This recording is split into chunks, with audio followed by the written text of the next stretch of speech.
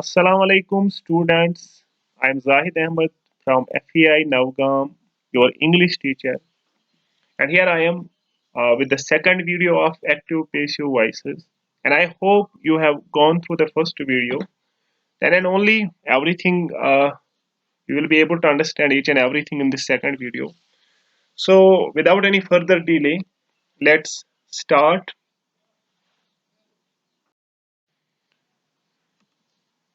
In the previous video, we talked about certain rules of active passive voice. हमने ये जाना कि सबसे पहले तो एक्टिव पेसिव वॉइस उन सेंटेंसेस की होगी जिनका वर्ब ट्रांजिटिव होना बहुत ज्यादा लाजमी है. if there is no transitive verb then neither you can make an active voice or passive voice of that sentence.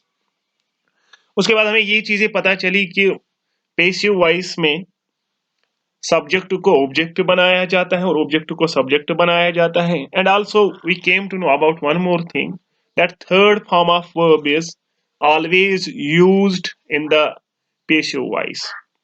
तो उसके बाद हमने एक और रूल पढ़ा कि if a transitive verb is having two objects, one of them becomes the subject of passive voice and other remains unchanged. हमने ये पढ़ा कि अगर कोई transitive verb ऐसा होगा जिसमें दो objects होंगे, उनमें से एक ही को बाद में subject बनाना है, दूसरे को अपनी जगह रखना है.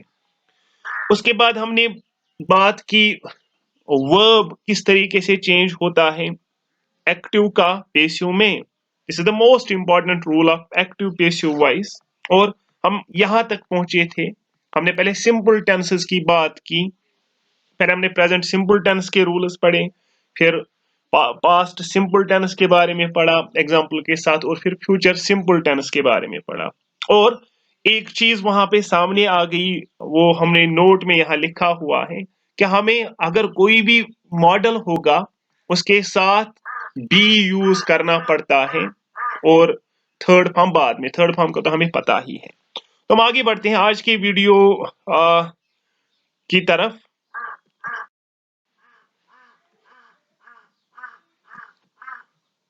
सो we are done with simple tenses. अब हम आते हैं कंटिन्यूअस टेंसेस की तरफ. तो मैं आपको रिमाइंड करता हूं कि there are 12 tenses basically. There are 3 tenses and all the 3 tenses have 4 common types. एक तो सिंपल टेंस, उसके बाद कंटिन्यूअस टेंस, उसके बाद परफेक्ट कंटिन्यूअस टेंस, उसके बाद उसके बाद परफेक्ट टेंस, उसके बाद परफेक्ट कंटिन्यूअस टेंस. तो 3 टेंसेस हैं, इनके 4 कॉमन टाइप्स हैं. 4 into 3 is equal to 12 tenses. अब हम उन्हीं टेंसेस की के रिलेटेड बात कर रहे हैं कि अगर किसी ट्रांजिटिव वर्ब में कोई टेंस यूज हुआ होगा पेसिव वॉइस में, उसके साथ क्या करना है. तो 3 टेंसेस का हो गया. अब हम फोर्थ की तरफ आते हैं. If present continuous tense is used in active voice, अगर present continuous tense यूज हुआ है active voice में, हम एग्जाम्पल भी साथ ही में पढ़ते हैं. he is singing a song, subject plus is am are plus ing form of verb is always equal to present continuous tense. मैंने कल भी आपको कहा पिछले वाले वीडियो में कि if you don't know anything about tenses फिर आपको ये चीज अच्छे से समझ में नहीं आएगी. तो मैं ये कह रहा हूं कि प्रेजेंट कंटिन्यूअस टेंस अगर किसी सेंटेंस में यूज हुआ होगा एक्टिव वॉइस में, जैसे एग्जांपल यहां पे है he is singing a song, passive voice में उसके साथ क्या करना है. पेसिव वॉइस में दो चीजें हमारे जहन में ऑलरेडी हैं. एक तो 3 चीजें, एक तो सब्जेक्ट का ऑब्जेक्ट बनना, ऑब्जेक्ट का सब्जेक्ट बनना, और पेसिव वॉइस के ऑब्जेक्ट से पहले प्रीपोजिशन का होना, और थर्ड फॉर्म ऑफ वर्ब. ये हमें पता है. इसके अलावा क्या करना है, देखो रूल क्या कहता है. इसके अलावा is am are plus being plus third form of verb use करना है. अगर प्रेजेंट कंटिन्यूअस टेंस यूज हुआ होगा एक्टिव वॉइस में, पेसिव वॉइस में क्या करना है, पेसिव वॉइस में इज एम आर में से एक यूज करना है. Is in case the subject is singular, am in case the subject is me, or in case the subject is plural, plus being plus third form of verb. मैं आपको ये भी बता सकता था कि जैसे हमने प्रेजेंट सिंपल टेंस में पढ़ा, वहां हमने ये पढ़ा is am are plus third form of verb. मैं आपको ये भी बता सकता था कि प्रेजेंट कंटिन्यूअस टेंस में ये डिफरेंस है, इसमें बीइंग ऐड होता है. लेकिन आपको पूरा पता चल जाता है इन चीजों से जब मैं पूरा यहाँ पे लिखता हूं. जैसे यहाँ पे एग्जाम्पल थी he is singing a song. अब सब्जेक्ट ऑब्जेक्ट बनेगा, ऑब्जेक्ट सब्जेक्ट बनेगा। तो ए सॉन्ग को आप सब्जेक्ट बनाते हैं। ए सॉन्ग, क्योंकि song is a singular item के साथ इज आता है। अगर यहाँ पे सॉन्ग्स लिख के होता तो songs are being sung by him आता है यहाँ पे, because song is a singular item, इसीलिए यहाँ पे लिखा हुआ है a song is being sung by him. उसके बाद हम कंटिन्यूअस टेंस में पास्ट की बात करते हैं। पास्ट कंटिन्यूअस टेंस अगर यूज हुआ होगा एक्टिव वॉइस में, अब हमें पता है past continuous tense is always equal to when there is subject plus was oblique were plus ing form of verb. अगर किसी सेंटेंस में सब्जेक्ट होगा, उसके बाद was या were होगा, उसके बाद इन फॉर्म ऑफ वर्ब होगा, that sentence is always equal to past continuous tense. अब रूल क्या कहता है कि अगर पास्ट कंटिन्यूअस टेंस यूज हुआ है एक्टिव वॉइस में, आपको क्या करना है, हमें क्या करना है, हमें सब्जेक्ट को ऑब्जेक्ट और ऑब्जेक्ट को सब्जेक्ट, थर्ड फॉर्म और प्रीपोजिशन, ये हमें पता है। उसके अलावा क्या करना है हमें, उसके अलावा was oblique were plus being plus third form of verb, ये बहुत आसान है। उसके अलावा सब्जेक्ट को ऑब्जेक्ट बनाया, ऑब्जेक्ट को सब्जेक्ट बनाया। उसके बाद अगर सब्जेक्ट, अब जो नया सब्जेक्ट बना है सेंटेंस का, अगर वो सिंगुलर होगा then was, if the subject is plural then were plus being plus third form of verb, third form से पहले प्रीपोजिशन बी। उसके बारे में हमने रूल पढ़ा हुआ है, ठीक है। हम खाली वर्ब का यहाँ पे पढ़ रहे हैं, वर्ब और ऑक्सिलरी वर्ब्स का हम यहाँ पे पढ़ रहे हैं। देखो आप यहाँ पे एग्जांपल थी, they were singing a song, now the song will become the subject a song because it is singular, इसके साथ वाज आएगा। अगर यहाँ पे सॉन्ग्स लिख के होता फिर वर आता, ठीक है, प्लस बीइंग प्लस संग, उसके बाद प्रीपोजिशन बाय और इस दे को देम बना। अब एक चीज क्लियर होना अभी बाकी है, that is this why this he turns into him in passive voice and why this they turns into them in passive voice, वो भी हमें आगे रूल्स में पता चल जाएगा। फिलहाल हम आगे बढ़ते हैं। तो उसके बाद ऑर्डर में प्रेजेंट कंटिन्यूअस टेंस हमने पढ़ा, फिर पास्ट कंटिन्यूअस पढ़ा, अब हमें फ्यूचर कंटिन्यूअस पढ़ना था, लेकिन मैं फ्यूचर कंटिन्यूअस टेंस को यहीं पे छोड़ता हूं। क्यों, वो आपको बाद में पता चलेगा। अब हम परफेक्ट टेंस की तरफ आते हैं and we will start with the present perfect tense. हमें पता है present perfect tense is always equal to when there is subject plus has oblique have plus third form of verb, ठीक। तो अगर रूल क्या कहता है, if present perfect tense is used in active voice, then what we have to do while converting the active voice into passive voice, हमें क्या करना है, हमें सब्जेक्ट को ऑब्जेक्ट और ऑब्जेक्ट को सब्जेक्ट बनाना है, वो हमें पता ही है। उसके अलावा क्या करना है, has oblique have plus been plus third form of verb. तो यहां पे एग्जांपल है, he has sung a song, ठीक है। तो इसको क्या कन्वर्ट करने के लिए क्या करना है, ए सॉन्ग। अब has in case the subject is singular and have in case the subject is plural. तो हम इसी को कन्वर्ट करते हैं, because this is an example of, this one is an example of present perfect tense. अब हम इसको convert करते हैं, जैसे यहाँ पे a song, now this song will become the subject, has been, अब इसमें बीन आता है परफेक्ट टेंस में। मैं ये भी कह सकता था कि कंटिन्यूअस टेंस में बीइंग आएगा और परफेक्ट टेंस में बीन आता है, बट हम डिटेल्ड पढ़ रहे हैं ताकि किसी भी हर एक चीज अच्छे तरीके से क्लियर हो जाए। जैसे यहाँ पे लिखा हुआ है, a song has been sung by him. उसके बाद हम आगे वाला टेंस पढ़ते हैं, that is past perfect tense. अब past perfect tense we already know that past perfect tense is always equal to when there is subject plus had plus third form of verb. अगर किसी sentence में subject होगा, उसके बाद had होगा, उसके बाद थर्ड फॉर्म ऑफ वर्ब होगा, that sentence is always equal to the tense used in that sentence is always past perfect tense. जैसे यहां पे है, he had sung songs। अब इस सब्जेक्ट और हैड और थर्ड फॉर्म ऑफ वर्ब के साथ ऑब्जेक्ट भी है। अब ये इस वर्ब को क्या बनाता है, ट्रांजिटिव वर्ब, यानी ये एक्टिव वॉइस इसकी बनती है। और अगर इसको पैसिव वॉइस बनाना हो, हमें क्या करना है, रूल ये कहता है कि सब्जेक्ट और सब्जेक्ट के बाद क्या करना है, हैड लिखना है प्लस बीन लिखना है plus third form of verb लिखना है।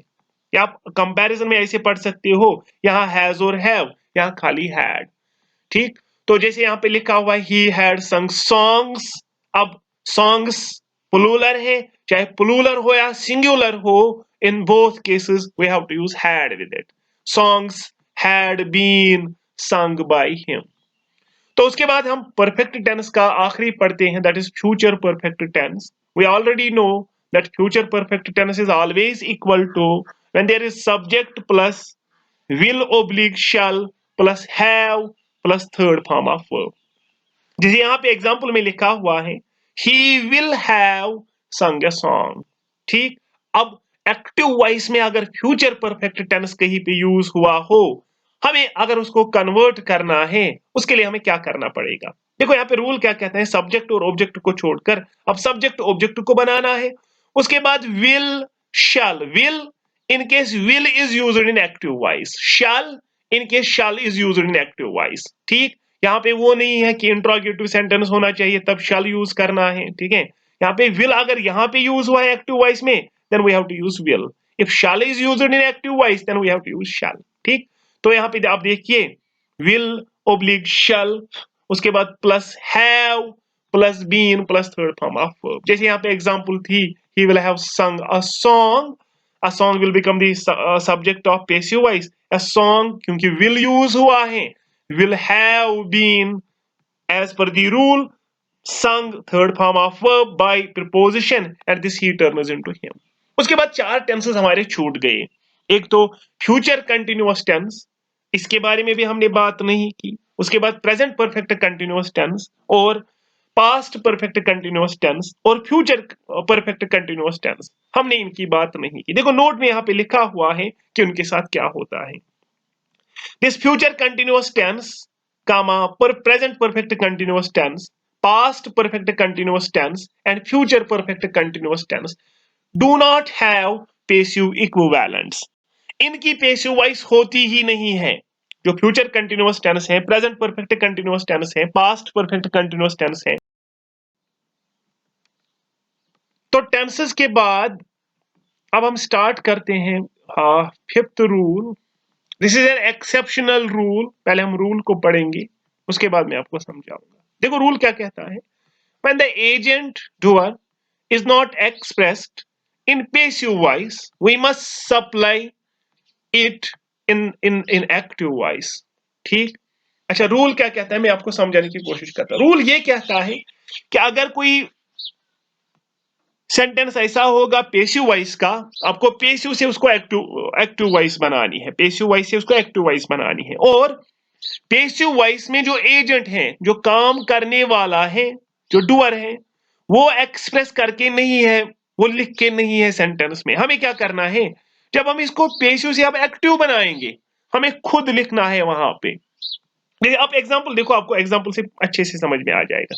जैसे सेंटेंस है यहाँ पे books were sold and this is the passive voice. ठीक, books is now the subject और इसके अलावा इसमें third form of verb sold use हुआ है। नाउ इंटरेस्टिंगली किसने सोल्ड की ये यहाँ पे नहीं लिखा हुआ है, but still it exist as a sentence and it's a passive voice.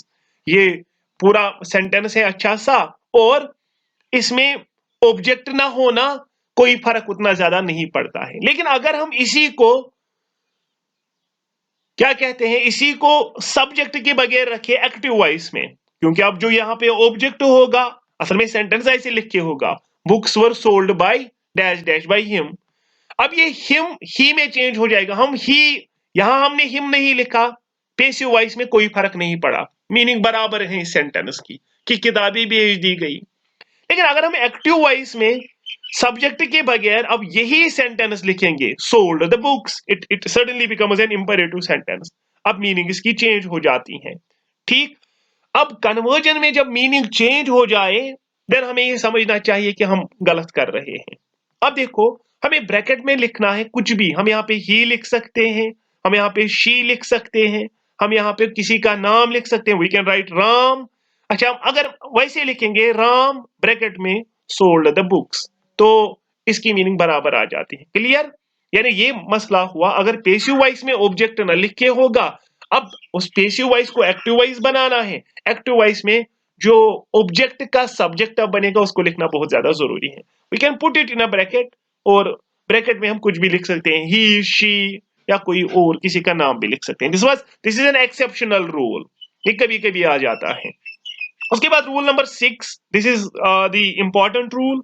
इसके रिलेटेड आपको क्वेश्चंस अक्सर आ जाते हैं, ठीक है। When a sentence is an imperative one, then the word let is used in passive voice. देखो रूल क्या कहता है, रूल ये कहता है कि अगर सेंटेंस एक्टिव वॉइस में इंपरेटिव हो, now you must be knowing about imperative sentences. Imperative sentence is a sentence in which there is order, suggestion, request, command, ठीक है।